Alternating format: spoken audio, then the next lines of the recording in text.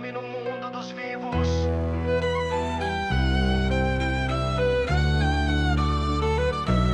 Foi numa terça na encruzilhada, um filho pedindo alma pesada. Fecharam seus caminhos, jogaram pro chão.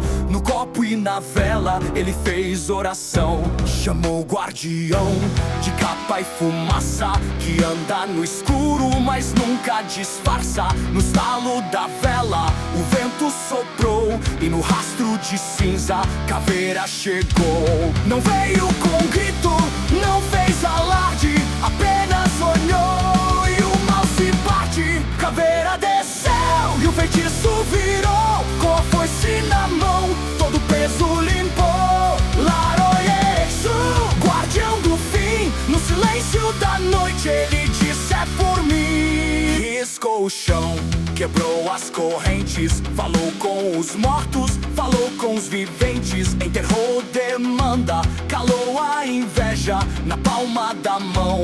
Carrega a sentença, na casa caiu o que era mentira. No corpo do fiel brilhou a gira. Exu Caveira não falha jamais, trabalha no escuro pra dar tua paz.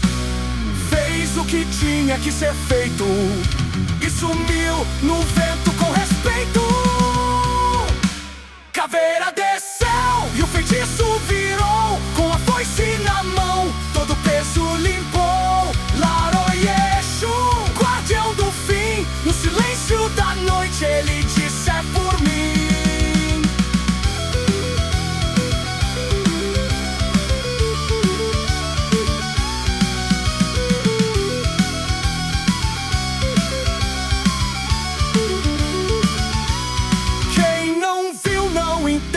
Quem viu não esquece, é Caveira que cruza e tudo estremece. Com seu chapéu, seu charuto, sua capa, onde ele pisa, demanda se cala.